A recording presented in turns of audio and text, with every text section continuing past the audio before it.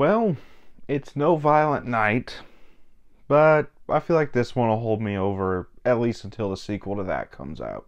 Silent Night is a brand new 2023 action film directed by John Woo, starring Joel Kinnaman and Kid Cudi, and this came out like the first week of December. I just never got around to reviewing it, but since today is Christmas, why not? Why not go ahead and review it today? I got a lot of reviews to catch up on, so let's start with this one.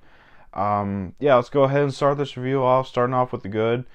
And honestly, I had fun with this movie. There was quite a bit that I liked. First of all, Joel Kinnaman in this movie is absolutely fantastic. He gives a completely non-verbal performance, but I feel like he was still able to get across the emotions that his character was feeling throughout the story. The anger, the heartbreak, the determination that his character goes through. It's all portrayed very well in just his physical performance and the way he emotes with his face. And this movie proves that Joel Kinnaman was secretly one of the DCEU's best actors. And it proves that the first Suicide Squad was really a huge disservice to him as an actor, because he's a fantastic actor. He was great in this movie.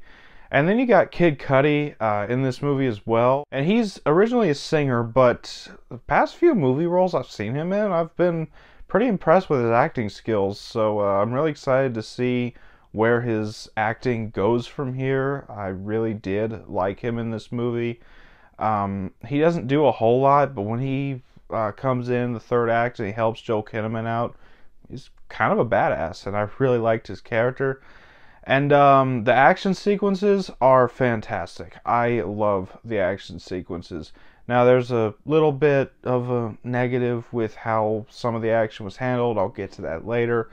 But I did really enjoy the action sequences here. And I thought that the way that the movie was filmed with little to no dialogue, it just kind of worked for me. Sure, it felt a little bit like a gimmick, but I thought that it worked pretty well. I thought it was weird how no other character in this movie was talking. I get that Joel Kinnaman's character had a reason to not be talking, but everybody else just shows solidarity and decides not to talk as well or something. A little weird, but I really enjoyed how they played it out. And the editing is really great. The score is amazing. And that's about all for the good. On to the bad. And there's a few things I don't like about this movie. First of all, it's just how absolutely depressing they made this movie. If you haven't seen the trailer for the movie, basically the plot is Joel Kinnaman plays a father, and his son is killed in a gang shootout or a drive-by shootout. And the whole movie is Joel Kinnaman pretty much planning to get revenge on the cartel that caused his son to be killed. And that's a pretty generic motivation already. And I really do not like when children are hurt or killed in films, especially as a parent myself. But the fact that they spent over half of this movie on Joel Kinnaman's grief and just constantly reminding us, hey, his kid is dead. Hey, you should be sad about it. It's just way too depressing.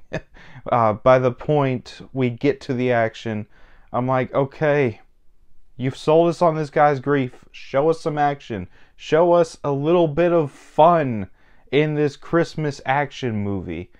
And I don't know, by the time the action started rolling around, it just felt a little too late, I guess. But doesn't take away from my fun in the third act. But that's just something that really grinds my gears with this movie, is just how long they linger on the child's death in this movie.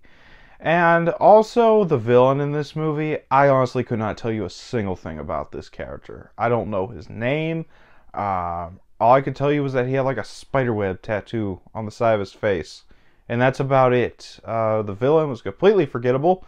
And this is the character we're supposed to be cheering for his demise at the end. It didn't feel earned. After everything that Joel Kinnaman went through, it did not feel earned. And going back to the setup, it's the pacing. The pacing of this movie. You don't get the action until the third act. And that's what I came to this movie for, is the action. So, yeah, that's a little bit of a disappointment.